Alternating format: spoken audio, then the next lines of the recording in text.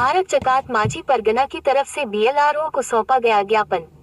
विभिन्न मांगों के समर्थन में मंगलवार भारत जकात माझी परगना की तरफ से आसनसोल के बीएलआरओ को एक ज्ञापन सौंपा गया।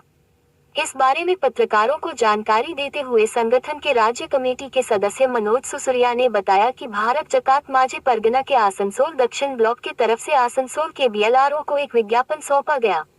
उन्होंने कहा कि इससे पहले जनवरी महीने में भी कुछ मांगों के समर्थन में ज्ञापन सौंपा गया था। कुछ और मांगे उसमें जोड़ी गई हैं।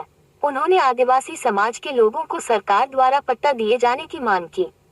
उन्होंने कहा कि आदिवासी पश्चिम बंगाल में लंबे समय से रह रहे हैं। खासकर इस जिले में विभिन्न इलाकों में आदिवासी समाज के लोग लंबे समय से रहते आ रहे हैं। उन्होंने मांग किया कि ऐसे आदिवासी लोगों को पट्टा देना होगा।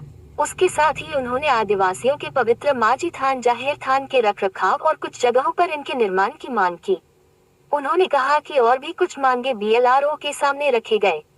उन्होंने मांगों को सुना और कहा कि इन सभी मांगों पर सहानुभूति के साथ विचार किया जाएगा। এখানে এসেছি ভারত জাকাত মাঝি পারগানা মহল পশ্চিম বর্ধমান জেলা কমিটি যেটা আসানসোল দক্ষিণ ব্লকের ব্লক কমিটির পক্ষ থেকে আমরা আজকে আমাদের বিভিন্ন জমি সংক্রান্ত ব্যাপার নিয়ে আমরা এখানে এসেছি, যেটা বিশেষ করে আমাদের এলাকায় যেটা আসানসোল দক্ষিণে বিভিন্ন যারা ভেস্টল্যান্ডের মধ্যে জমি আছে এখনও পর্যন্ত তাদের নামে সরকার সেগুলো রাখনভুক্ত করে দিচ্ছে না। এর সঙ্গে আমাদের মাঝি থান জাহের থান এইগুলোর জন্য আমরা